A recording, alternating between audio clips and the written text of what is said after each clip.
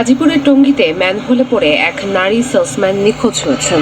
২৭ জুলাই রাত ৯:৩০টার দিকে ঢাকা ময়মনসিংহ মহাসড়কের পাশে টঙ্গীর হোসেন মার্কেট এলাকায় এই ঘটনা ঘটে।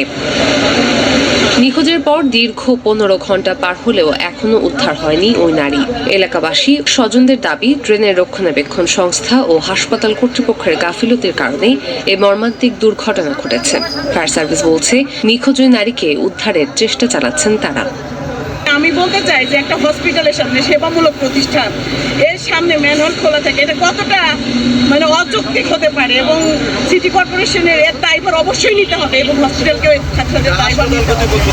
২৭ জুলাই রাত ৯:৩০টার দিকে হোসেন মার্কেট এলাকায় স্থানীয় ইম্পেরিয়াল হাসপাতালে ওষুধ বিপণনের কাজে এসেছিলেন একটি কোম্পানির সেলসম্যান হিসেবে কর্মরত ফারিয়া তাসনিম জ্যোতি। বৈরী আবহাওয়ায় হঠাৎ অসাবধানতাবশত হাসপাতালের সামনে ঢাকনাবিহীন ম্যানহোলে পড়ে যান তিনি। স্থানীয়রা তাকে উদ্ধারে ব্যর্থ হয়ে ফায়ার সার্ভিসে খবর দেয়। এরপর ফায়ার সার্ভিসের একটি ইউনিট রাত ১:৩০টা পর্যন্ত তাদের উদ্ধার অভিযান চালায়। বৈরী আবহাওয়ায় উদ্ধার কাজ স্থগিত রেখে পরদিন সকাল ৮:৩০টা থেকে ফের উদ্ধার তৎপরতা শুরু করে ফায়ার সার্ভিস। তাদের সাথে যোগ দেয় সিটি কর্পোরেশন ও পুলিশ প্রশাসন। উদ্ধার কার্যক্রম চালাচ্ছি, এখনো অব্যাহত আছে। শেষ পর্যন্ত আমরা এই দুইটা ডিপার্টমেন্ট উদ্ধার কার্যক্রম অব্যাহত রাখবো। স্থানীয় বাসিন্দারা বলছেন, ম্যানহোলটি দীর্ঘদিন ধরে এভাবে ঢাকনাবিহীন থাকলেও এটি সংস্কার ও মেরামতের কোনো উদ্যোগ নেওয়া হয়নি। হাসপাতাল, সিটি কর্পোরেশন ও সড়ক বিভাগের গাফিলতির কারণে এই মর্মান্তিক দুর্ঘটনা ঘটেছে।